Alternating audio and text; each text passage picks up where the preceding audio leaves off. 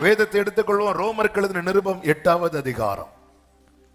ரோமர் 8வது அதிகாரத்தின் 37வது வசனத்தை வாசிக்க கேட்கலாம். ரோமர் 8:37. இவை எல்லாவற்றிலேயும் நாம் நம்மில் அன்பு கூறுகிறவராலே முற்றும் ஜெயம் கொள்ளுகிறவர்களாய் இவை எல்லாவற்றிலேயும் நாம் நம்மில் அன்பு கூறுகிறவராலே முற்றும் ஜெயம் கொள்ளுகிறவர்களாய் இருக்கிறோமே. கைகளை உயர்த்தி ஒரு விசை கூட ஹல்லேலூயா. இந்த ஆண்டு என்ன ஆண்டு? சத்தமா சொல்லுங்க, இன்னும் சத்தமா சொல்லலாம். எஸ், ஜெயிக்கணும். ஏன்னா ஜெயித்தவருக்கு ஜெயிக்கிறவங்கள தான் ரொம்ப பிடிக்கும். நம்ம ஆராதிக்கிற தேவன் தோல்வியே காணாதவர். அவரை ஆராதிக்கிறவர்களுடைய தோல்வியை ஜெயமாய் மாற்றுகிறவர். உலகத்தில் உங்களுக்கு உபத்திரவம் உண்டு, திடன் கொள்ளுங்கள், நான் உலகத்தை ஜெயித்தேன் அப்படிங்கிறார். அப்ப ஆண்டவர் என்ன சொல்லி நம்மை திடப்படுத்துகிறார்னா, நான் ஜெயிச்சிருக்கிறேன் அப்படிங்கிறார். அப்ப நம்முடைய போக்கஸ் எதுல இருக்கணும் தெரியுமா? ஜெயிக்கணும். இயேசு தம்முடைய இந்த பூமிக்குரிய ஓட்டத்தின் முடிவில் சொன்னார், நான் ஜெயித்தேன் என்றார். அதே போலதான் இந்த உலக முடிவில் சபைக்குரிய ஒரு முடிவு வரப்போகிறது. சபை எடுத்துக்கொள்ளப்படுவதுதான் சபைக்குரிய முடிவு. அப்படி எடுத்துக்கொள்ளப்படுவதற்கு முன்பதாக தான் கர்த்தர் 7 சபைகளுக்கும் சொல்லுகிறதை வேதத்தில் பார்க்க முடியும். ஜெயம் கொள்ளுகிறவனவனோ, ஜெயம் கொள்ளுகிறவனவனோ, ஜெயம் கொள்ளுகிறவன். அவன் ஜெயிக்கிறவனுக்கு தான் பரலோகத்தில் ஸ்தானம். ஜெயிக்கணும். ஜெயிக்கிறவனுக்கு தான் ஜீவ புஸ்தகத்தில் பெயர் கிறுக்கப்படாம ரட்சிக்கப்பட்டு தேவனோடு உடன்படிக்கை செய்யும் போதே ஜீவ புஸ்தகத்தில் பெயர் எழுதப்படும். இனி நம்ம அடுத்த சேலஞ்ச் என்ன தெரியுமா? இந்த பெயர் கிறுக்கப்படக்கூடாது. ஹல்லேலூயா. பேரை வெட்டுவேனும் பைபிள்ல இருக்கு, கிறுக்கி போடுவார்னு இருக்கு. அவ கிறுக்கப்படாம இருக்கணும்னா உண்மையிலே நம்ம பேர்லாம் கிறுக்கு பிடிச்சிட்டு, உண்மையிலே கிறுக்கு பிடிச்சிட போறாங்க. நம்ம எல்லாம் இப்படி இருந்துட்டு அங்க போய் பேர் எழுதி இருக்கலாம், எழுதி இருக்கு, ஆனா மேல வெட்டி இருக்குன்னா உண்மையிலே நரகத்துல பைத்தியமா தான் இருக்க முடியும். அதெல்லாம் கொஞ்சம் இமேஜின் கூட பண்ண முடியாது. அதாவது பேரே எழுதல, மிஸ் பண்ணிட்டோமே, அப்படி ஒரு கூட்டம் போகும். பேர் எழுதிட்டு வெட்ட எப்படி இருக்கும்? அதனாலதான் சபையை இந்த சொல்லும் போது 10 கன்னிகைகளும் மணவாளனுக்கு எதிர்கொண்டு போறாங்க. 5 பேர் மட்டும் போகல, 10 பேரும் போறாங்க. 5 பேர் மட்டும் போய் காக்கப்பட்டார்கள் அப்படின்னா அது வேற. 10 பேரும் ரெடியா போறாங்க. 10 பேருமே மணவாளனை எதிர்கொண்டு தான் போறாங்க. நம்ம எல்லாருமே என்ன நம்பிக்கையில இருக்கிறோம்னா, அவர் வரும் நாளினில் என்னை காரமா சைத்து அன்பாய் கூப்பிட்டு, இந்த நம்பிக்கையில இருக்கும்போது எனக்கு ஒண்ணு தெரியாதுன்னு மட்டும் அவர் சொல்லிட்டார்னா, அதாவது 20 வருஷத்துக்கு முன்னாடி உங்க அப்பா ஈசாக்கு உங்க தாத்தா ஆபிரகாம்னு பேசினவர் 20 வருஷம் கழிச்சு வந்து யாக்கோபுட்ட உன் பேர் என்னன்னு கேட்டா எப்படி இருந்துச்சு? எப்படி இருந்திருக்கும் யாக்கோபுக்கு? அப்படி இருக்கக்கூடாது. ஆமென். எனவேதான் நம்மால முடியாது என்பதை அறிந்துதான் இங்க வேதம் அழகாய் நமக்கு ஒரு நம்பிக்கையை கொடுக்கிறது. என்ன தெரியுமா? இவை எல்லாவற்றிலையும் நம்ம எப்படி ஜெயிக்க போறோம்னா, நம் மேல ஒருத்தர் அன்பு வச்சிருக்கிறாரு, அவராலே நாம் முற்றும் ஜெயம் கொள்ளுகிறவர்களாய் இருக்கிறோம். பிதாவாகிய தேவனுடைய இன்னைக்கு நிறைய பேசணும், ஆனா பேசுறதுக்கு நமக்கு டைம் இல்லை. கர்த்தருடைய பந்தி இருக்கிறது, அதனால முக்கியமான கொஞ்சம் ஸ்பீடா போவேன். ஆமென். எங்க பிரேக் போடணுமோ அங்க பிரேக் போடு. அதனால நல்ல விழிப்போடு கவனமா கேட்கும்படியாக. ஏன்னா நம்ம முதல்ல ஆண்டவர் இந்த வார்த்தையை தந்து நவம்பர் மாசத்துல இந்த வார்த்தையை கொடுத்தாங்க. இந்த வார்த்தையை வைக்கும் போது ஆண்டவர் இந்த வார்த்தையை தந்து பேசிட்டு இருந்ததெல்லாம் ஒண்ணுதான். இன்னைக்கு நீ என் அன்பை நம்பு அப்படிங்கிறார். என் அன்பை நம்பு. நான் உன் மேல வச்சிருக்கிற அன்பை நீ நம்பு. ஆமென். பல நேரத்தில் நம்ம தேவ அன்பை எதோடு ஒப்பிடுகிறோம் என்றால், ஏசாயா 48 உண்டல்லவா, எடுக்க வேண்டாம். சீயோனோ ஆண்டவர் என்னை மறந்தார், என்னை கைவிட்டார், 48 தானே என்று சொல்லுகிறார். ஏசாயா எடுத்தீங்களா? யாராவது குயிக்கா? 49:14 சீயோனோ கர்த்தர் என்னை கைவிட்டார், ஆண்டவர் என்னை மறந்தார் என்று சொல்லுகிறார். ஆண்டவர் சொல்றாரு 15 அவர்கள் அதாவது ஸ்திரீயானவள் தன் கற்பத்தின் பிள்ளைக்கு இறங்காமல் தன் பாலகனை மறப்பாளோ. எங்க கொண்டு வரார் பாருங்க. ஸ்திரீயானவள் எப்படி கொண்டு வர தன் நான் ஆண்டவர் என்ன சொல்ற, நான் ஊட்டி வளர்த்த பிள்ளை நீ அப்படிங்கிறார். இங்க அப்படிதானே கொண்டு வர, நான் ஊட்டி வளர்த்த பிள்ளை நீ. அப்படி ஸ்திரீ மறப்பாள். அப்படி அவர்கள் மறந்தாலும் நான் உன்னை மறக்க மாட்டேன் சொல்லிட்டு என் உள்ளங்கையில உன்னை வரைந்திருக்கிறேன். அவருக்கு தெரியும் என்ன வரைஞ்சாங்க ஆணி அடிக்கப்படும் தெரியும், ஆனாலும் வரைஞ்சு வைக்கிறார். உன் மதில்கள் எப்போதும் எனக்கு முன்னாக இருக்கிறது. உன் மதில்கள் எப்போதும் எனக்கு முன்பாக இருக்கிறது. மதில்ல எதுக்கு கட்டுறோம்? அப்ப தேவனுடைய மைண்ட் ஃபுல்லா எப்படி இருக்கு தெரியுமா? என் பிள்ளை எப்படியாவது காக்கப்படணும். மீட்கப்பட்டவர்கள் அவர் முதல்ல மீட்கப்படுறதுக்காக ரிஸ்க் எடுக்கிறார், அப்புறமா காக்கப்படுவதற்காக. சும்மா மீட்டவர்கள், அதனாலதான் மேக ஸ்தம்பத்திலும் அக்கினி ஸ்தம்பத்திலும் நடத்தினார். காக்கப்படணும். மீட்கப்பட்டவர்கள் அப்படி விடல. நீ மீட்கப்பட்டாச்சு, நீ எப்படி வாழ்ந்து வந்தாலும் உனக்கு பரலோகம் அப்படி போக முடியாது. மீட்கப்பட்டவர்கள் காக்கப்படணும். அதனாலதான் உன் மதில்கள் எனக்கு தெரியும் எங்க ஓட்டை இருக்கு, எங்க இடிஞ்சிருக்கு. இந்த மதிலெல்லாம் சத்துரு ஈஸியா இடிச்சிருவான். இந்த சைடு மதிலே இல்ல. இதெல்லாம் ஆண்டவருக்கு தெரியும். அதனாலதான் எப்பவுமே என் முன் இருக்கிறது எனக்கு தெரியும் உன் பாதுகாப்பு.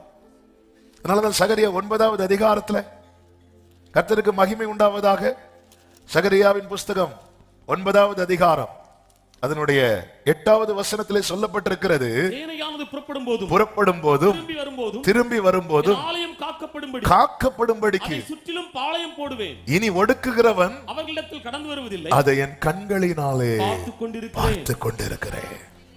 காக்கப்படும்படிக்கு ஒடுக்குறவன் உள்ள வந்துடக்கூடாது. எனவேதான் ஆபிரகாம் விட்ட கர்த்தர் என்ன சொல்லுவா தெரியுமா? நீ எனக்கு முன்னாக நடந்து கொடு, என் பார்வையிலே இருந்து, என் பார்வையில இருந்தா நீ காக்கப்படுவ. பிரியமான கர்த்தருடைய பிள்ளைகளை, கர்த்தருக்கு மகிமை உண்டாவதாக. நம்மிடத்தில் தேவன் வைத்த அன்பு வேதம் முழுவதும் ஆதியாக முதல் வெளிப்படுத்தின விசேஷம் வரைக்கும் தேவனுடைய அன்பை பார்க்க முடியும். நியாயப்பிரமாணம் முழுவதையும் ஒத்த வாக்கியத்துக்குள்ள ஆவியானவர் எழுதி வைத்தார். அதுதான் லவ்.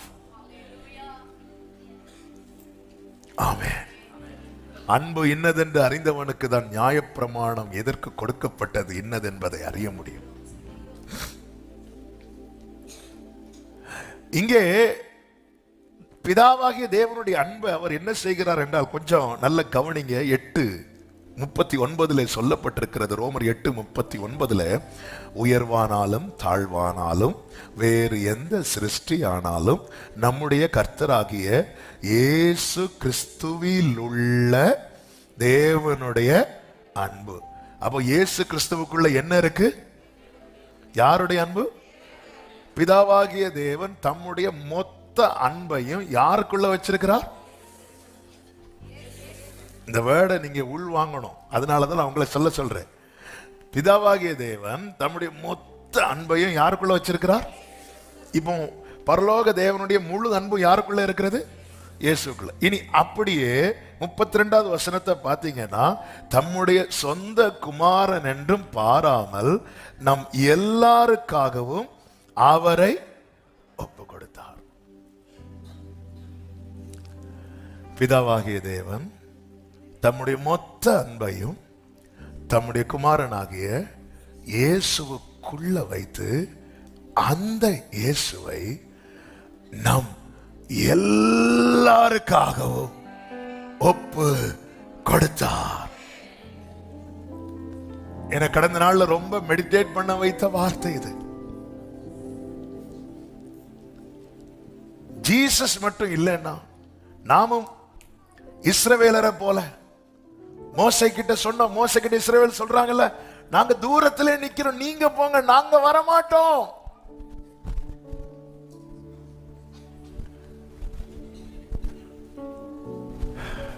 முழு அன்பு, மொத்த அன்பையும் இயேசுக்குள்ள வச்சு அவர் அப்படி தூக்கி நமக்கு கொடுக்கிறார். அதனாலதான் இயேசுவை சொந்தமாக கொண்ட ஜனம் இந்த பூமியில நான் பாக்கியம் உள்ளவன்.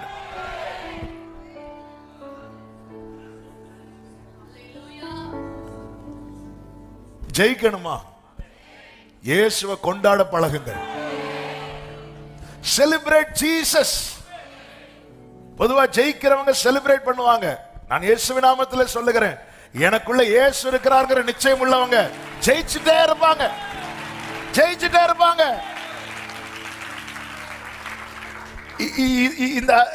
இது வந்து இது எப்படி வர்ணிக்கன்னு தெரியல. இயேசு மட்டும் இந்த பூமியில வரலன்னா தேவன் அன்பாகவே இருக்கிறார் என்கிற சத்தியம் நமக்கு தெரியாம போயிருக்கும். அன்பு கூர்ந்தார் என்று பழைய ஏற்பாட்டில் பல இடத்துல பார்க்க முடியும். ஆனால் தேவன் அன்பாகவே இருக்கிறார் என்கிற சத்தியத்தை யோவான் மூலம் ஆவியானவர் வெளிப்படுத்த காரணம், ஒருத்தர் இந்த பூமியிலே வந்தார், அவர்தான் ஆண்டவராகிய இயேசு கிறிஸ்து. 1 யோவான் 4வது அதிகாரம் அதனுடைய 9வது வசனத்தில் இப்படி சொல்லப்பட்டிருக்கிறது, தம்முடைய ஒரே பேரான குமாரனாலே நாம் பிழைக்கும்படிக்கு தேவன் அவரை இவ்வுலகத்திலே அனுப்பினதினால் தேவன் நம்மேல் வைத்த அன்பு வெளிப்பட்டது. கைகளை உயர்த்தி ஆமென் சொல்லுங்க பார்க்கலாம். ஹல்லேலூயா. இன்னைக்கு துணிஞ்சுன்னா அந்த வேர்டை தப்பா இருக்கக்கூடாது. உரிமையா கிட்ட வந்துட்டு அப்பாங்கிறோம், டேடிங்கிறோம். ஹல்லேலூயா. என்னெல்லாம் பாட்டு வந்திருக்கு. ஆமென். எப்படியெல்லாம் பாடுறோம், எப்படி என்ன நமக்கு என்ன வெளிப்பட்டதுன்னா God is love. தேவன் அன்பாக, தேவன் வந்து பழைய ஏற்பாட்டில் பயங்கரமாகவும் புதிய ஏற்பாட்டில் அன்பாக அப்படி கிடையாது. வேதம் தெளிவாய் சொல்லுகிறது, தேவன் 1 யோவான் 4:16 தேவன் அன்பாகவே இருக்கிறார். இந்த வார்த்தையை யோவான் சொல்லும் போது ஃபர்ஸ்ட் என்ன சொல்றாரு பாருங்க, தேவன் நம்மேல் வைத்திருக்கிற அன்பை நாம் அறிந்து விசுவாசிக்க. எப்படி அறிந்தோம்? இயேசு கிறிஸ்துவின் மூலமாய் அறிந்து விசுவாசிக்கிறேன். இப்போ யோவான் சொல்றாரு, இங்க பாரு, தேவன், அதுலதான் வேர்டு வருது, God is love. தேவனிடத்தில் அன்பும் உண்டல்ல, தேவன்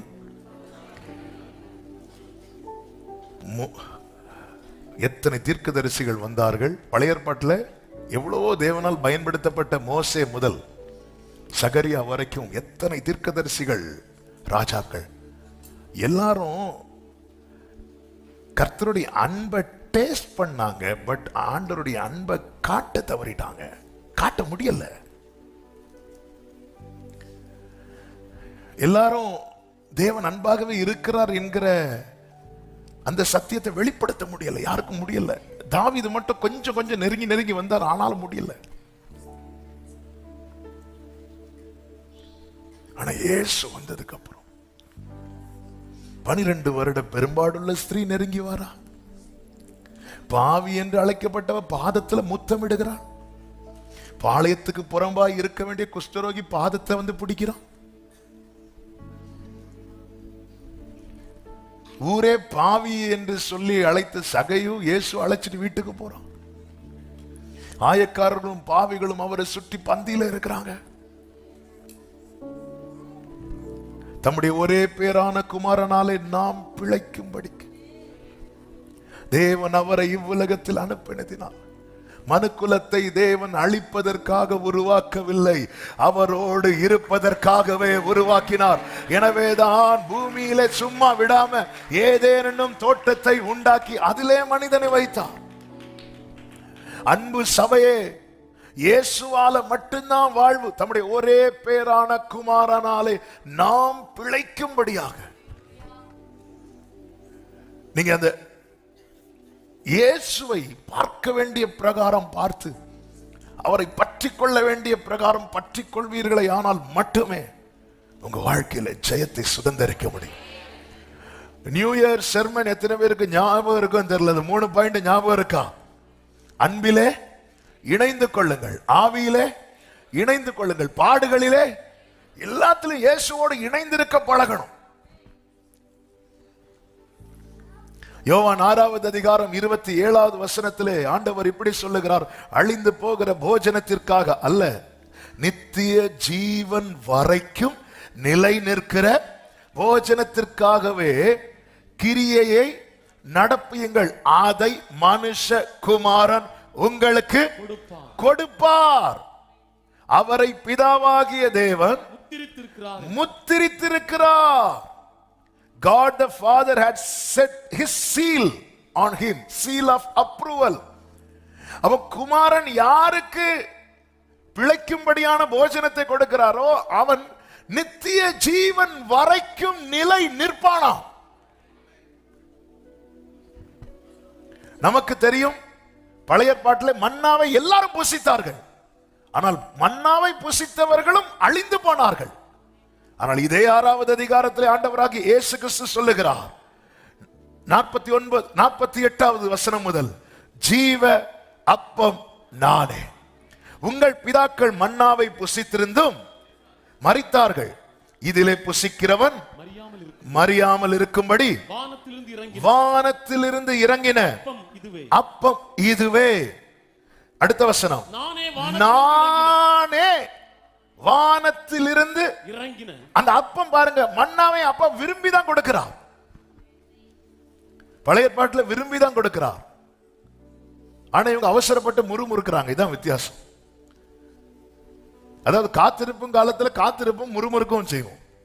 கிடைச்சதுக்கு அப்புறம் நான் இத்தனை நாள் காத்திருந்தேன், கத்தர் எனக்கு தந்தார் ஆண்டவர். இப்ப சாட்சி சொல்லு, நீ நேத்து என்ன சொன்ன, முந்தானத்து என்ன சொன்ன?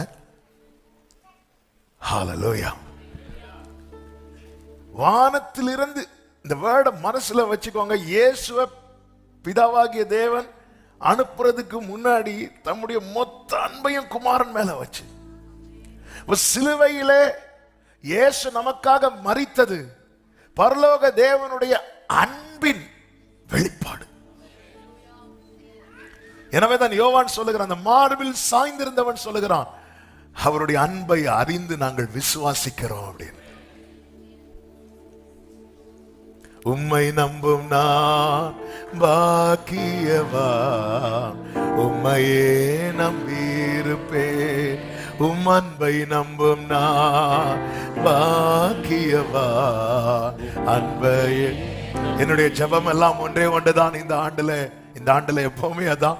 ஆனா இந்த ஆண்டு இன்னும் அதிகமா, ஆண்டவரே, எப்படி யோனத்தான் தாவீது அந்த உயிருக்கு உயிரா நேசித்தாங்களோ அப்படி சபை உங்களை நேசிக்கணும்பா. ஜெயிக்கிறதுக்கு இதை விட்டா வேற வழியே கிடையாது. இயர் ஆஃப் விக்டரின் போர்டு போட்டாலாம் ஜெயிக்க முடியாது. நாம் நம்மில் அன்பு கூறுகிறவராலே, வானத்திலிருந்து இறங்கின ஜீவப்பம் நானே, இந்த அப்பத்தை புசித்து புசிக்கிறவன் என்றென்றைக்கும் பிழைப்பான். நான் கொடுக்கும் அப்பம் உலகத்தின் ஜீவனுக்காக என் மாம்சமே என்றார். 53வது வசனம், நீங்கள் மனுஷகுமாரனுடைய மாம்சத்தை புசியாமலும் இரத்தத்தை பானம் பண்ணாமலும் இருந்தால் உங்களுக்குள்ளே ஜீவன் இல்லை என்று மெய்யாகவே மெய்யாகவே உங்களுக்கு சொல்லுகிறேன். இன்னைக்கு கர்த்தருடைய பந்தி இருக்கிறது. அப்போ இதுல நாம் பங்கெடுக்கும் போது, நாம் இதை உட்கொள்ளும் போது நாம் எதில் நிலைத்திருக்கிறோம் தெரியுமா? ஜீவனில் நிலைத்திருக்கிறோம். நான் கொடுக்கும் போஜனம் நித்திய ஜீவன் வரைக்கும் நிலைத்திருக்கிறதுமா இருக்கிறது. நம்மை ஜீவனுக்கு நேராய் நடத்துகிறது. எனவேதான் இயேசுவை சொந்தமாக்கி கொண்டவர்கள், நல்ல புரிந்து கொள்ளுங்கள், இந்த பூமியிலே மனுக்குலம் பிழைப்பதற்காக. காரணம், பாவம் செய்கிற ஆத்மா சாகும். எப்பொழுது ஆதி மனிதன் பாவம் செய்தானோ அப்பொழுது மரணம் பிறந்தது. வேதம் சொல்லுகிறது, பரிகரிக்கப்படும் கடைசி சத்துரு மரணம். இயேசு அந்த மரணத்தை ஜெயிச்சிட்டார், ஜெயித்து உயிர் தெழுந்தார். இப்போ அவரை ஏற்றுக்கொண்டு அவரில் ஒருவன் நிலைத்திருக்கும் போது அவன் நித்திய ஜீவன் வரைக்கும் அவனுடைய ஓட்டம் தொடருகிறது. அதன் அர்த்தம் என்ன? இங்கே அவனுடைய ஓட்டம் முடிந்தாலும் அவன் ஜீவனுள்ள தேசத்திலே கர்த்தருடைய வெளிச்சத்திலே நடப்பான். அங்கே மரணம் இல்லை, அங்கே மரணம் இல்லை. எனவே தேவ பிள்ளைகளை கர்த்தருடைய பந்தியில் எடுக்கிறவர்களுக்கு நான் சொல்லுகிறேன், ஏதோ கம்யூனியன் வந்தோம், எடுத்தோம், ஒரு துண்டு எடுத்து போட்டோம், அப்படி இல்லை. ஆமென். அவருடைய மாம்சம் கர்த்தர் கொடுக்கிறார். ஆண்டவர் சொல்லுகிறார் 53ல, நீங்கள் மனுஷர் குமாரனுடைய மாம்சத்தை புசியாமலும் அவருடைய இரத்தத்தை பானம் பண்ணாமலும் இருந்தால் உங்களுக்குள்ளே ஜீவன் இல்லை. அநேகர் இது சரி அடுத்த மாசம் பார்த்துக்கலாம், ஏங்க பந்தியில் இருக்கல, டைம் ஆயிட்டு, இன்னைக்கு ஏண்டவர் என்ன விட்டுட்டு போயிட்டீங்க, டைம் ஆயிட்டு.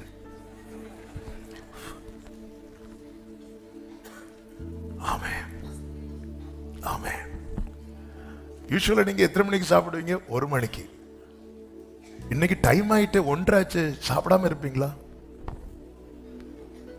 இந்த காரியத்துக்கு மட்டும் ஆப்ஷன் கிடையாது. ஆண்டவர் சொல்றாரு, மனுஷகுமாரனுடைய மாம்சத்தை புசியாமலும் அவருடைய இரத்தத்தை பானம் பண்ணாமலும் இருந்தால் உங்களுக்குள்ளே ஜீவன் இல்லை. ஜீவனே இல்லை. ஜீவனே இல்லாம வந்துட்டு போயிட்டு இருக்கிறோம். இன்னும் இந்த ஞானஸ்நான உடன்படிக்கைக்கு ஒப்பு கொடாம யாராவது இருக்கிறீங்கன்னா, ஆமென், நம்ம எதுக்கு வந்துட்டு போறோன்னே தெரியாம இருக்கிறோம். ஒரே ஒரு ஞானஸ்நானம் தான் உண்டு, அது ரட்சிக்கப்பட்டு பிதா குமாரன் பரிசுத்தாவி நாமத்தினாலே மூழ்கி எடுக்கிற ஞானஸ்நானம். ஞானஸ்நானம் எடுப்பதற்கான தகுதி ஒன்றுதான், நீ முழு இருதயத்தோடு விசுவாசித்தால் தடையில்லை. விசுவாசனா என்னன்னு தெரியறதுக்கு முன்னாடியே கொண்டுட்டு போய் தெளித்துட்டு வருவது ஞானஸ்நானம் கிடையாது, கிடையாது, அது கிடையாது. பைபிள்ல எந்த பைபிளையும் அது சொல்லல. பெந்தேகோஸ்தேக்காரங்க கையில வச்சிருக்கிற பைபிளையும் சொல்லல, சிஎஸ்ஐக்காரங்க கையில வச்சிருக்கிற பைபிளையும் சொல்லல, ஆர்சிக்காரங்க கையில வச்சிருக்கிற பைபிளையும் சொல்லல. ரோமன் கேத்தலிக்ல ரொம்ப அழகா இருக்கும், திருமுழுக்குன்னு இருக்கும். ஆனா நம்ம பண்றதெல்லாம் ஒழுக்கு. பைபிள் தெளிவா இருக்கிறது, தெளிவா இருக்கிறது.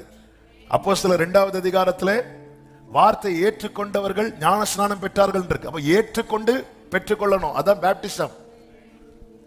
அவர்கள் அந்நியோன்யத்திலும் அப்பம் விற்குதல். அவர்கள் யார்? இருந்தவர்கள் வசனத்தை ஏற்றுக்கொண்டு கிறிஸ்துவை ஏற்றுக்கொண்டு ஞானஸ்நானம் பெற்றுக்கொண்டாங்கல்ல, அவர்கள் அந்நியோன்யத்திலும், அதுதான் ஐக்கியம், அப்பம் விற்குதலிலும். அப்போஸ்தலர் 2 குயிக்கடுங்க, நான் சொல்ற வசனத்தை எடுத்து. அவர்கள் அப்போஸ்தலருடைய உபதேசத்திலும். வசனம் என்ன வசனம்? 42. அது முந்தின வசனத்திலிருந்து வாசிங்க. அவருடைய வார்த்தை சந்தோஷமா ஏற்றுக்கொண்டவர்கள், சந்தோஷமா ஏற்றுக்கொண்டவர்கள் ஞானஸ்நானம் பெற்றார்கள். ஞானஸ்நானம் பெற்றார்கள். அன்றைய தினம் ஏறக்குறைய 3000 பேர் சேர்த்துக் கொள்ளப்பட்டார்கள். அவர்கள் சேர்த்துக் கொள்ளப்பட்டார்கள். அவர்கள் அப்போஸ்தலருடைய உபதேசத்திலும் அந்யோன்யத்திலும் அப்பம் விற்குதலிலும் உறுதியாய் தரித்திருந்தார்கள். அன்பு சபையே, எனக்கு சமீபத்திலும் தூரத்திலிருந்து கேட்கிற ஒவ்வொருவருக்கும் சொல்லுகிறேன், அந்த உரிமை என்கிறது உடன்படிக்கைக்கு பிற்பாடுதான் உண்டு. ஒரு கானானிய ஸ்திரீ இயேசுவை நோக்கி கத்துகிறாள்,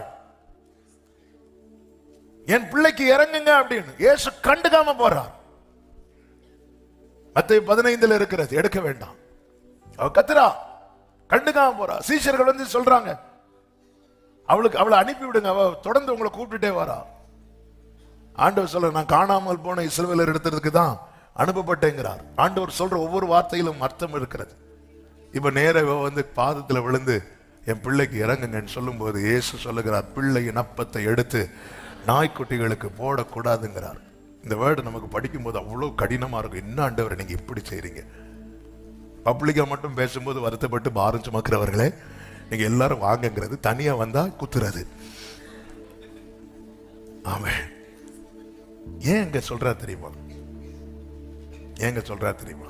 இங்க பாரு, என்கிட்ட அப்போ இருக்கு, எனக்கு இது உனக்கு தரது மேட்டர் கிடையாது.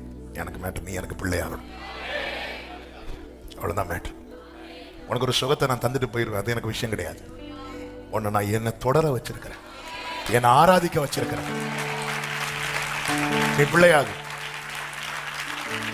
அவ எப்படி பிள்ளையானா தெரியுமா? ஃபெய்த்தை டிக்ளேர் பண்றா.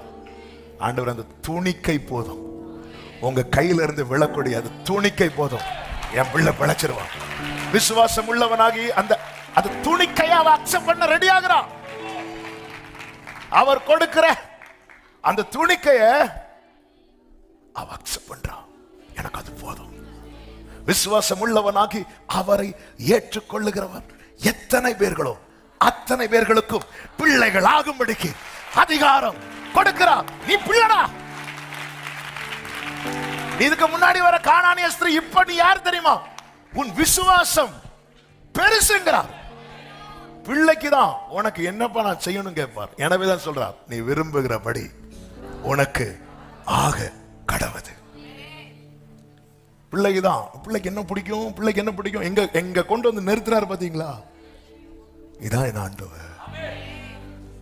இல்லைன்னா நம்ம எல்லாம் அவரை பின்பற்றுவோம், சத்தமிடுவோம், வர்ஷிப் பண்ணுவோம். அவர் பிரதி உத்தரம் ஒண்ணுமே சொல்லல. ஆமே. வேற ஏதாவது சொல்ல, நாய்க்குட்டி இப்படிலாம் சொல்லுவார். இவர் பிள்ளை ரப்பத்தை எடுத்து நாய்க்குட்டி, ஆண்டவர் ஒரு துணிக்கை போத, எனக்கு ஒரு துண்டு கொடுங்க, எனக்கு உன் விசுவாசம் நீ விரும்புகிறபடி. அபிஷேகம் பெற்றவனுக்கு கொடுக்கப்பட்ட வாக்கு தத்தமாக்காது. என்ன? அவர் உமது மன விருப்பத்தின் படியெல்லாம் தந்தரளே. சங்கீதம் 20. எடுக்க வேண்டாம். ஆனா இங்க அப்படியே சொல்றார். அப்போ அப்படியே கொண்டு வரார் பாருங்க. இன்னும் தாமதிக்காதீர்கள். ஆவியானவர் சபைகளுக்கு சொல்லுகிறதை காதுள்ளவன் கேட்க கடவுள். எல்லாரும் பிழைக்கும்படியாக இந்த பூமியிலே கொடுக்கப்பட்டவர் தான் என் ஆண்டவராகிய இயேசு கிறிஸ்து. மோசே கிறிஸ்து வெளிப்படுவதை குறித்து சொல்லும் போது என்ன சொல்லுவார் அப்படின்னா, உபாகமம் 18:15 வாசியுங்கள். உபாகமம் 18வது அதிகாரம் 15வது வசனத்துல, உன் தேவனாகிய கர்த்தர் என்னை போல ஒரு தீர்க்கதரிசி. இந்த வேர்டை கவனிக்கணும். இஸ்ரவேலருக்கு இரட்சகனாக அனுப்பப்பட்டவன் மோசே. மோசே ரட்சிக்கவில்லை, மோசையை நிறுத்தி கர்த்தர் செய்தார். ஆனால் கர்த்தர் அனுப்புகிறார், ஒரு மேய்ப்பனாக இரட்சகனாக அனுப்புகிறார். மோசே இஸ்ரவேல் ஜனங்கள் எகிப்துக்குள்ள போய் இஸ்ரவேல் ஜனங்களை வெளியே கொண்டு வந்து நடத்துகிறார். இனி கானான்ல கொண்டு போய் சேர்க்கணும். ஆண்டவரோடு முகமுகமாய் பேசுகிறவன் மோசே. அந்த மோசே ஜனங்கள்கிட்ட சொல்லுகிறார், என்னை போல ஒரு தீர்க்கதரிசியை உனக்காக உன் நடுவே உன் சகோதரரிலிருந்து எழும்ப பண்ணுவார். அப்ப மோசே கிறிஸ்துவ வெளிப்படுவதை குறித்து எப்படி வெளிப்படுத்துறாருன்னா, உனக்காக தான் வெளிப்படுவார். உனக்காக என்ன? யாருக்காக?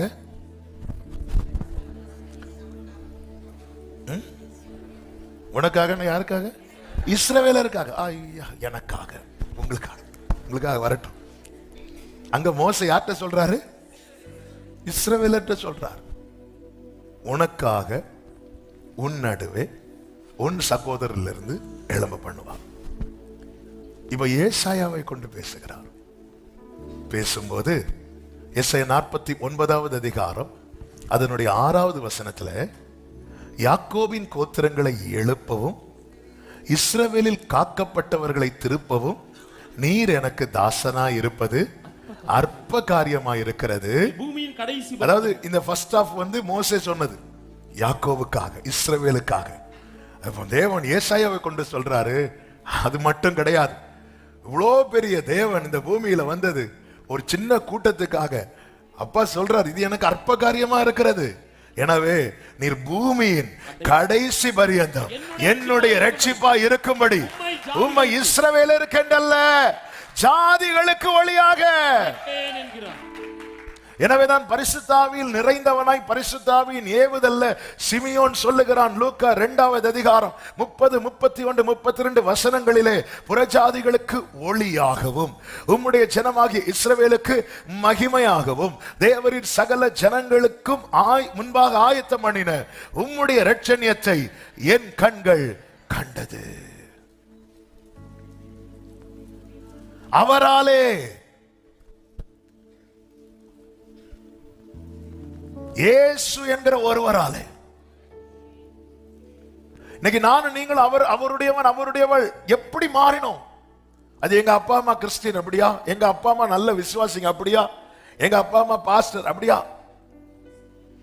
அவராலே. அதாவது எல்லை பெரிதாக்கப்பட்டது, நான் உள்ளே கொண்டு வரப்பட்டேன்.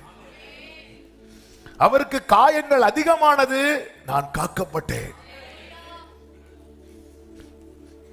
பிலாத்து மைண்ட்ல இருந்தது இவரை விடுதலை பண்ணணும், அதனால சாட்டை அடிக்க அலோவ் பண்றான். அந்த ரோம சட்டத்தின்படி ஒருவருக்கு 40 சாட்டை அடி விழுந்தால் அவருக்கு அதுக்கு மேல எந்த தண்டனையும் கொடுக்க கூடாது. எனவேதான் 39 அடியோட நிறுத்திடுவாங்க. 40 ஒரு அடி அவர் மேல விழுந்திருந்தா, நான் இல்ல நீங்க இல்ல, தண்டனை அங்க நடந்திருக்காது. ஆனா ஒரு அடியை ஸ்டாப் பண்ணி பல அடி அதுக்கப்புறம் பிதா அனுமதித்தார். பிதாவோ அவரை நொறுக்க சித்தமாக்கி, பிலாத்து அவரை அடித்து விடுதலையாக்க சித்தமான, ஆனா பிதா அவரை நொறுக்கி நம்மை காக்க சித்தப்பட்டார். எல்லையை பெரிதாக்கினார். அதான் நீர் பூமியின் கடைசி பரியந்தமும். எனவேதான் வேதம் சொல்லுகிறது, என் சிநேகிதனான ஆபிரகாமின் சந்ததியே, உன்னை பூமியின் கடையாந்திரத்திலிருந்து எடுத்து வந்து நீ என் தாசன், நான் உன்னை வெறுத்து விடவில்லை என்று சொல்லுகிறேன். ஹல்லேலூயா. யார் இவர்? பிதாவினால் மிகவும் நேசிக்கப்பட்டவர். பிதாவினால் மிகவும் அவரால் நாம் பிழைக்கும்படி. என்னை பிழைப்போட்டுகிறவர் என்னை ஜெயிக்க வைப்பார் என்கிற காரியத்துல ஒரு தேவ பிள்ளையை நம்பிக்கையில உறுதியா இருக்கணும். நான் இந்த காரியத்துல ஜெயிப்பேன். தாவீது சொல்றேன், நான் சேனைக்குள் பாய்வேன், நான் மதிலை தாண்டுவேன். ஒரு தீங்கு வரும்போது கர்த்தர் அவனை மறைத்து வைக்கிறார். அங்கிருந்து பாடுகிறான், தீங்கு நாளில் அவர் என்னை கூடாரத்தில் மறைத்து ஒளித்து வைத்து என்னை கண்மலை மேல உயர்த்து. அவன் மைண்ட் ஃபுல்லா நான் ஜெயிப்பேன் ஜெயிப்பேன் ஜெயிப்பேன். எனக்கு கர்த்தர் என் வெளிச்சமாய் இருக்கிறார், என் ஜீவனின் பலனாய் இருக்கிறார். நான் யாருக்கு அஞ்சுவேன்? எனக்கு விரோதமாய் ஒரு பாளையமே இறங்கினாலும் இதிலே நான் நம்பிக்கையா இருப்பேன். அன்பு இன்னது என்பதை முழுமையாய் அறியாத தாவீதே இவ்வளவு கான்பிடண்டா, ஐயோ நான் தோற்றுவேன் நான் தோற்றுவேன் நான் தோற்றுவேன், இப்படி அவன் ஓடல. அவன் ஓடும்போது கூட பாடிட்டு தான் போறான். அவன் ஓடும்போது கூட பாடிட்டு தான் போறான். 3வது சங்கீதம், காலையில் எழும்பி பாடின சங்கீதம். படுத்து உறங்கி மகிழ்வுடனே அது சொல்லுங்க, நான் படுத்து நித்திரை செய்த அடுத்த வார்த்தை விழித்துக் கொண்டேன். அப்ப எழும்பிட்டு, அதாவது காலையிலும் ஓட்டும் ராத்திரியும் ஓட்டும், ஓடிட்டு பாடுறேன். விழித்துக் கொண்டேன் கர்த்தரனை தாங்கிற ஓடு. எதுக்கு? உடம்பு குறைக்கல, உயிரை காப்பாத்த ஓடு. 4வது சங்கீதம் தூங்கும் போது பாடின சங்கீதம். 4:8 சமாதானத்தோட படுத்துக்கொண்டு. பிரச்சனை ரெண்டும் பிரச்சனை தான், ரெண்டும் பிரச்சனை தான். அப்படி அடுத்த 5வது சங்கீதம், காலையிலே உமக்கு நேர ஆயத்தமாகி பாட்டு தான். காலையும் மாலை வேளையும் கர்த்தரை கருத்துடன் அவர் பாடுறாரு. அவருக்கு தெரியும் நான் ஜெயிப்பேன், நான் ஜெயிப்பேன். யோனத்தான் தாவீது அவ்வளவு நேசித்து, யோனத்தான் போய் தாவீதின் கையை திடப்படுத்தி சொல்றார், நீங்க தான் இப்படி ராஜாவாக போறீங்க, அப்படி இருக்கும்போது என் குடும்பத்தை நினைச்சுக்கோங்கிறார். லவ்ல நம்ம கனெக்ட் ஆயிட்டோம்னா நம்ம ஜெயிப்போங்கிற நம்பிக்கை நமக்கு வந்துடும். அவர் என்ன விட மாட்டா. ஊழியத்துக்கு ஒப்பு கொடுத்து அந்த காத்திருக்கும் காலம் ஆரம்பத்துலனா கொஞ்சம் 1 வருஷம் ஆச்சு, 2 வருஷம் ஆச்சு, 3 வருஷம் ஆச்சு. அவன் எனக்கே டவுட் வந்துட்டு, நான் உண்மையில அழைக்கப்பட்டுதா வந்தானா, இல்ல கரெக்டு தானா, இல்ல பாஸ்டர் பையன் சொல்லி ஜம்ப் பண்ணி வந்தானா. நமக்கு ஆரம்பத்துல எல்லாம் பயங்கரமா அர்ப்பணித்தேன் எல்லாம் சொல்லுவோம். அர்ப்பணிச்ச ஒன்னும் ஆகாததும், என்ன ஆண்டவரே இது அப்படி. ஒரு நாள் ராத்திரி பல கேள்விகள், ஆண்டவரே என் லைஃப் என்ன ஆகும், எப்படி ஆகும்? ஏன்னா எனக்கு பிரசங்கம் வராது,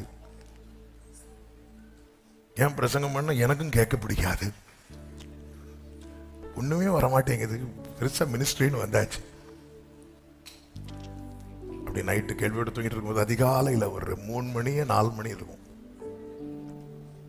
அப்பதான் அப்படி தூக்கத்திலேருந்து அப்படியே ஆவியானவர் எழுப்பி விடுறார். எழுப்பி விட்டு இப்படி பாட வைக்கிறார். அவர் என்னை ஒருபோதும் கைவிட மாட்டார். எந்த நிலையிலும் என்னை தள்ளிட மாட்டார். உலகமே எதிர்த்தாலும் என்னை விட்டு கொடுக்க மாட்டார். தாய் தந்தை மறந்தாலும் என்னை மறந்திட மாட்டார். உலகமே எதிர்த்தாலும் விட்டு கொடுக்க மாட்டார். தாய் தந்தை மறந்தாலும். கைகளை உயர்த்தி சொல்லுங்க, இயேசு என்னை ஒருபோதும் கைவிட மாட்டார். ஆண்டவர் அதனால ஃபுல்லா அந்த நாட்கள் எல்லாம் அன்புல ஒருத்தன் தண்ணியில பிடிச்சு முக்குனா எப்படி இருக்குமோ அப்படி அப்படி அன்புல என் நிலைமை நன்றாய் அறிந்த விவரிக்க முடியவில்லை. அப்படி பாட்டு கொடுத்துட்டே நீ நம்பு, நான் இருக்கிறேன், நான் உன்னை உயர்த்துவேன், நான் உன்னை ஜெயிக்க வைப்பேன், உனக்கு ஏது ஏது முடியலையோ அது எல்லாம் உன்னை கொண்டே செய்ய வைப்பேன். ஏன் ஆண்டவரே எப்படி என்ன உனக்காக அனுப்பப்பட்டேன், உனக்காக எனக்காகவே. என் பிதா வேற யாருக்குள்ள வச்சிருந்தாலும் அந்த அன்பு பாதியாதான் எனக்கு கிடைச்சிருக்கும். இயேசுக்குள்ள வச்சதுனாலதான் அந்த அன்பு முழுமையா எனக்கு கிடைத்தது. நேரம் போது இன்னொரு 1/2 hour வேணும், உன்னை 10 நிமிஷத்துல முடிக்கணும். யோசேப்பு எகிப்துக்கு போனதை வைத்து நான் கம்பேர் பண்ணி ஒரு 5 காரியத்தை குயிக்கா சொல்லிட்டு என் நேற்று மைண்டுக்குள்ள அதுவும் ஓடிட்டு இருந்து நான் ஜெபிக்க விரும்புறேன். யோசேப்பு ஸ்டோரி நமக்கு எல்லாருக்குமே தெரியும். யோசேப்பு யாக்கோபால ரொம்ப நேசிக்கப்பட்டவன், மிகவும் நேசிக்கப்பட்டவன். நம் ஆண்டவராக இயேசு கிறிஸ்துவை குறித்து பிதா சொல்லுகிறார், இவர் என்னுடைய நேசகுமாரன், இவரில் நான் பிரியமாயிருக்கிறேன். ஆனா யோசேப்பு லைஃப்ல நடந்ததெல்லாம் நமக்கு பார்க்கும்போது பரிதாபமா இருக்கும். இயேசுவின் பிறப்பு பார்க்கும்போது நமக்கு வேதனையா இருக்கும். ஆனா இயேசுவின் பிறப்பு அந்த குடியில வச்சு நிறைய பேர் வாழ்ந்துட்டு இருக்கிறாங்க. யோசேப்பு இப்படி ஆயிட்ட. பைபிள் தெளிவாய் கிளியரான பிக்சர் நமக்கு கொடுக்கிறது. சங்கீதம் 105:17 அவர்களுக்கு முன்னாலே ஒரு புருஷனை அனுப்பினார் அப்படின்னு இருக்கு. அந்த புருஷன் யாரு? யோசேப்பு. யார் அனுப்புறா? கர்த்தர் அனுப்புறார். அப்ப யோசேப்பு யார் அப்படின்னா அனுப்பப்பட்டவர். அப்படியேதான் யோவான் 3:17 வாசியுங்கள். யோவான் 3:17 உலகத்தை ஆக்கினைக்குள்ளாக தீர்க்கும்படி தேவன் தம்முடைய குமாரனை உலகத்தில் அனுப்பாமல் அவராலே உலகம் ரட்சிக்கப்படுவதற்காகவே கைகளை உயர்த்தி ஹalleluya. 1 யோவான் 4:14 சொல்லப்பட்டிருக்கிறது, பிதாவானவர் குமாரனை உலக இரட்சகராக அனுப்பினார் என்று நாங்கள் கண்டு சாட்சியிடுகிறோம். ரட்சிப்பதற்காக, பிழைப்பதற்காக, தப்பு வைக்கப்படுவதற்காக. யோசேப்பின் சகோதரர்களுக்கு யோசேப்பு தன்னை யார் என்று வெளிப்படுத்தும் போது யோசேப்பு தன் சகோதரர்களுக்கு சொல்லும் ஒரு வார்த்தை உண்டு. ஆதியாகமம் 45 5 என்னை இவ்விடத்திற்கு வரும்படி விட்டு போட்டதினால் நீங்கள் சஞ்சலப்பட வேண்டாம், அது உங்களுக்கு விசனமாகவும் இருக்க வேண்டாம், ஜீவரட்சணை செய்யும்படிக்கு தேவன் என்னை உங்களுக்கு முன்னே அனுப்பினார். நான் ஏன் இதை கம்பேர் பண்ணி சொல்றேன்னா நம்ம உள்ள ஏறணுங்கிறதுக்காக. இயேசு இங்கெல்லாம் சகோதரர்கள் விசனப்படுறாங்க, சே உமக்கு இப்படி பண்ணிட்டோமே. இப்படிதான் எருசலேம் ஸ்திரீகள் அழுதுட்டு இருப்பாங்க. இயேசு இப்படி கஷ்டப்பட்டு சிலுவையை சுமந்து இவங்க அழுதுட்டு இருக்கிறத பார்த்தோன்னா நிமிந்து பாரு, எனக்காக அழாத, உங்களுக்காக. இது இது இது பிதாவின் சித்தம். எனக்காக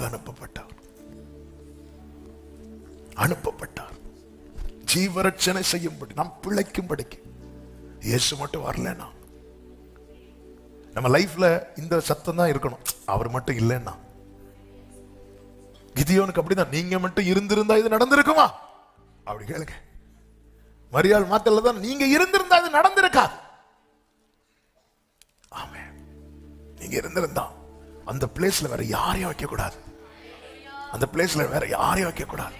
நீங்க மட்டும் இருந்திருந்தா அந்த இடத்துல ஒருத்தர் மட்டும்தான் இருக்கணும். அவர் நாம் பிழைக்கும்படி நமக்காய் அனுப்பப்பட்ட நம் ஆண்டவராகிய இயேசு கிறிஸ்து. இரண்டாவதாக இங்க யோசேப்பை குறித்து அதே வசனம் 105:17 சொல்லப்பட்டிருக்கிறது. யோசேப்பு சிறையாக விற்கப்பட்டான். அதன் அர்த்தம் என்ன? அடிமையாய் கொண்டு போகப்பட்டான். நம் ஆண்டவராகிய இயேசு கிறிஸ்துவை குறித்து வேதம் சொல்லுகிறது பிலிப்பியர் 2:7 அவர் அடிமையின் ரூபம் எடுத்தார். அடிமையின் ரூபம் எடுத்து மனுஷர் சாயலானார். அது என்ன அடிமை மனுஷர் சாயல் அடிமையின் ரூபம் சொல்ல காரணம் என்ன? தேவன் மனிதனை அடிமையா இருக்க படைக்கவில்லை, ஆண்டு கொள்ளும்படி படைத்தார். ஆனால் எப்பொழுது மனிதன் பாவம் செய்தானோ அவன் தேவ மகிமை அற்றவனானான். எப்பொழுது மனிதன் தேவ மகிமை அற்றவனானானோ அப்பொழுது அவன் பாவத்திற்கு அடிமையாயிட்டான். இயேசு கிறிஸ்து எப்படி வந்திருக்கணும் தெரியுமா? ஏதேனிலே தேவன் மனிதனை படைத்த போது மனிதன் எப்படி மகிமை சூழ்ந்தவனா இருந்திருந்தானோ அப்படி வந்திருக்கணும். அவர் அப்படி வரல. நம்ம எப்படி பிறந்து வந்தோமோ அப்படி அவர் பிறக்கும் போது, ஒரு குழந்தை பிறக்கும் போது எப்படி இருக்குமோ அப்படிதான் வந்தார். அதனாலதான் அவரை துணியில சுத்தி வச்சாங்க. மகிமை சூழ்ந்திருந்த ஆதாம் ஏவாளுக்கு என்ன தேவைப்படல? வஸ்திரம் தேவைப்படல. குழந்தை பிறந்ததும் ஏன் துணியில சுத்தி வைக்கிறாங்கன்னா குழந்தை நிர்வாணத்தை மூட. அவர் அடிமையின் ரூபம் எடுத்தார், ரெடி ஆகிறார். மனிதன் பாவம் செய்து எல்லாவற்றையும் இழந்தான். இவர் என்ன ஒரு பாவம் செய்யல. பிதா அனுப்ப சித்தானதும் இவர் ரெடி ஆயிட்டார். என்ன அன்பு! மகிமை சூழ்ந்திருக்கிறவர் இப்ப ஒரு துணியை சுத்தி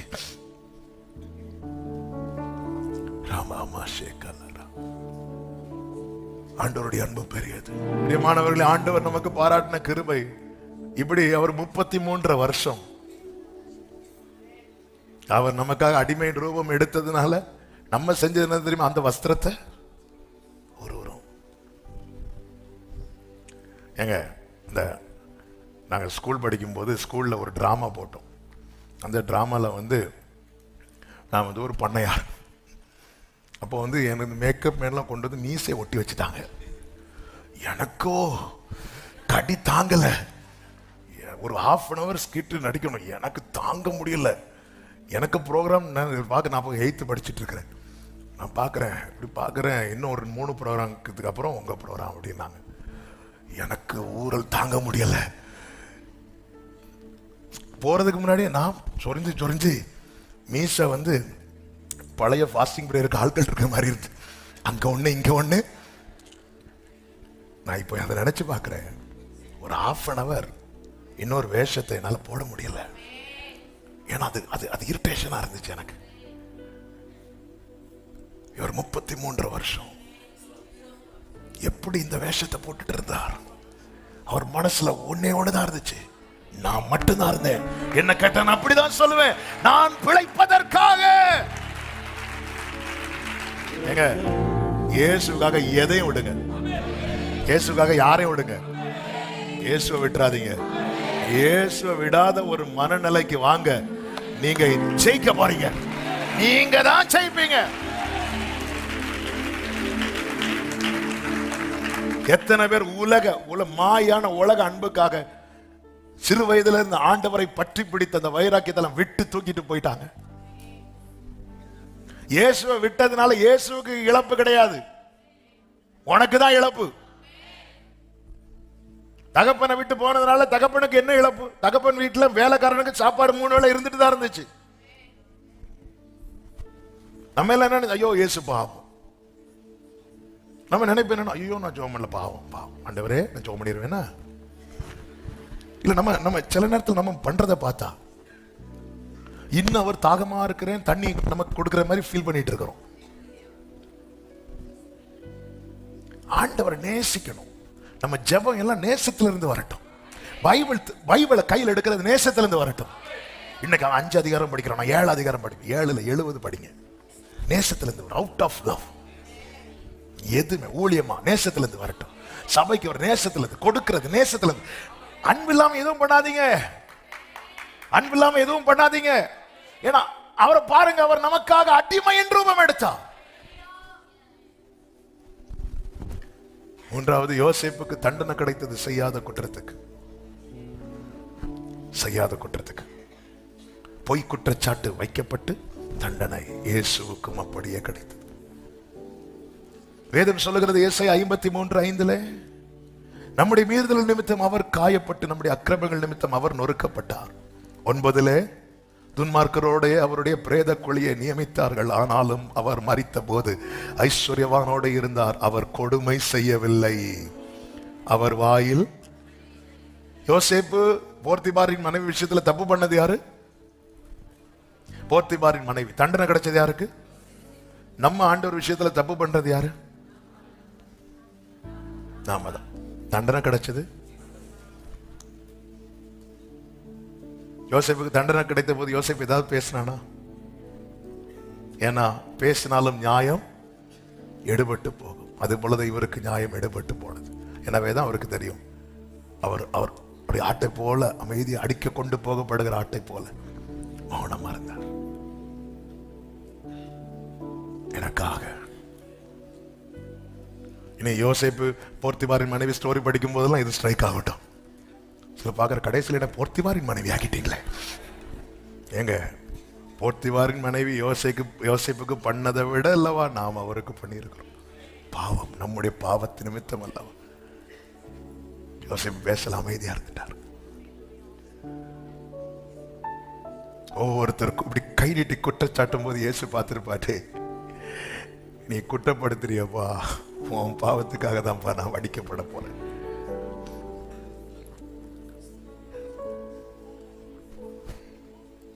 நாலாவதாக, யோசேப்பு ஒரு நாள் சிறையிலிருந்து வெளியே வந்தான்.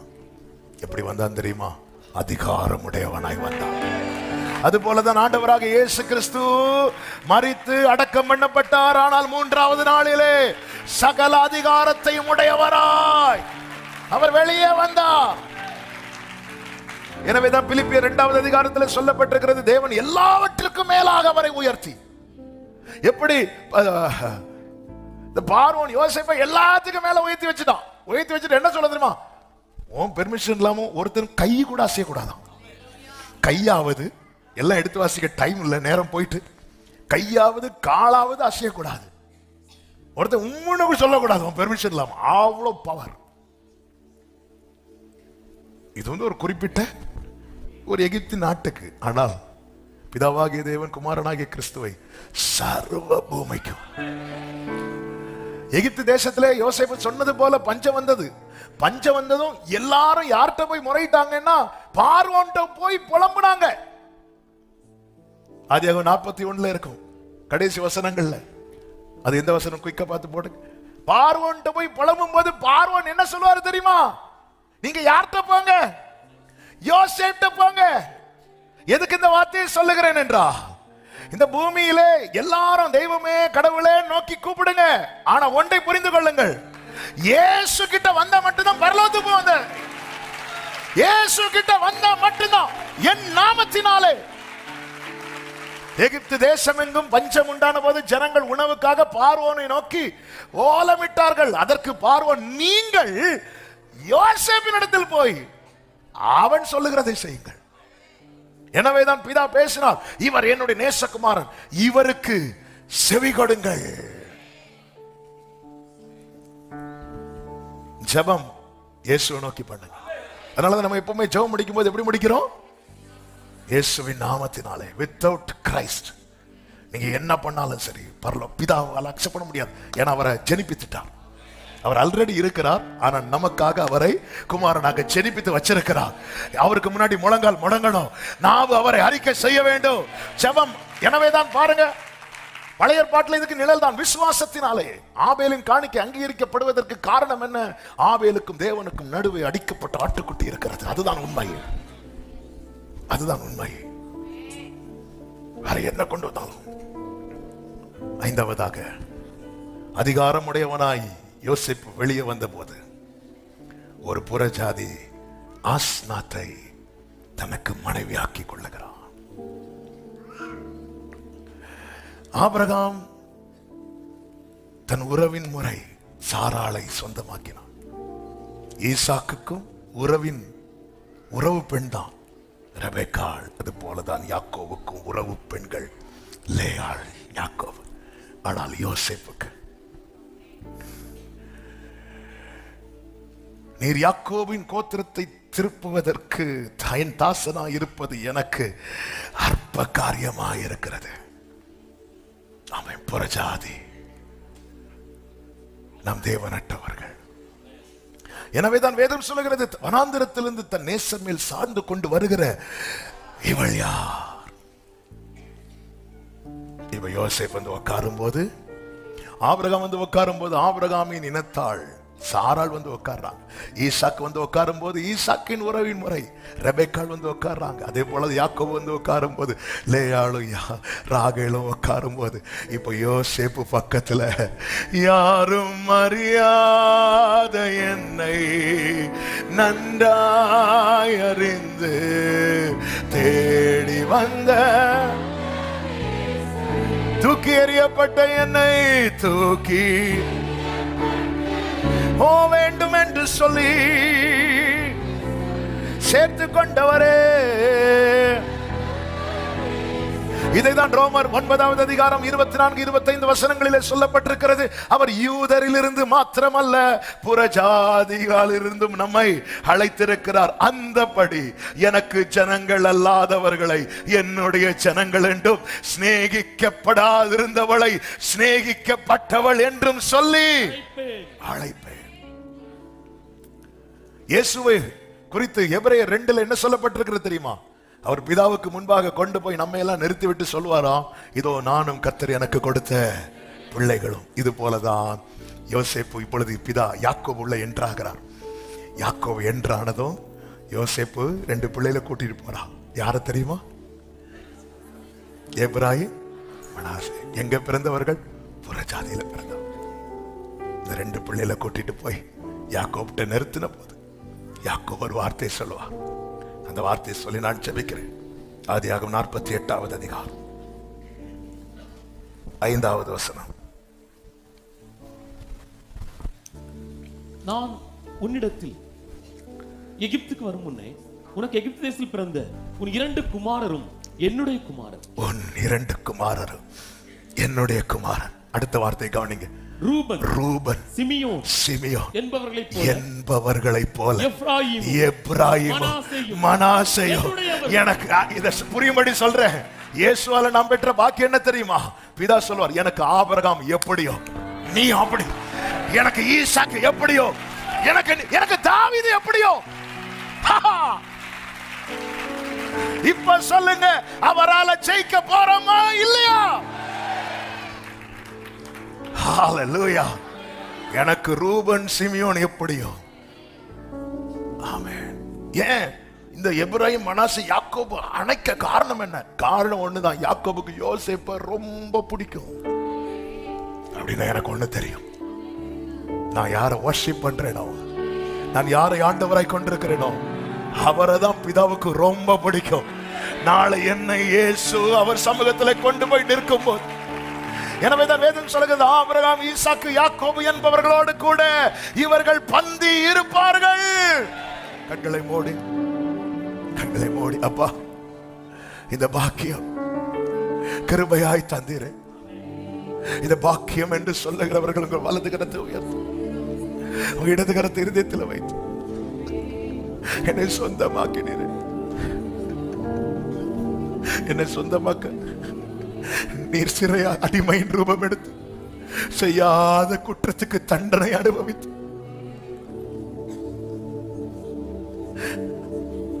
வைத்துக் கொள்கிறேன். Love you, Father. Love you, Jesus. பரிசுத்த பிதாவே, நல்ல தகப்பனே, நன்றியோடுமை துதிக்கிறோம், ஸ்தோத்திரிக்கிறோம். உங்க கிருபை பெரியது, நீர் நல்லவர், எவ்வளவாய் அன்பு கூர்ந்தீர். நீர் எங்க மேல வச்ச அன்பு உண்மை, எங்களை ஜெயிக்க வைக்க போகிறது உண்மை. இந்த அன்பில் நிலைத்திருக்க எங்கள் ஒவ்வொருவருக்கு கிருபை தார். இனியும் உம்மை துக்கப்படுத்துகிற வேதனைப்படுத்துகிற எந்த ஒரு காரியத்தையும் செய்யாதபடி எங்களை கிருபையாய் காத்துக்கொள்ளும். உங்க வல்ல கரங்களில் அர்ப்பணிக்கிறோம். மகிமை அனைத்தும் ஒருவருக்கே செலுத்துகிறோம்.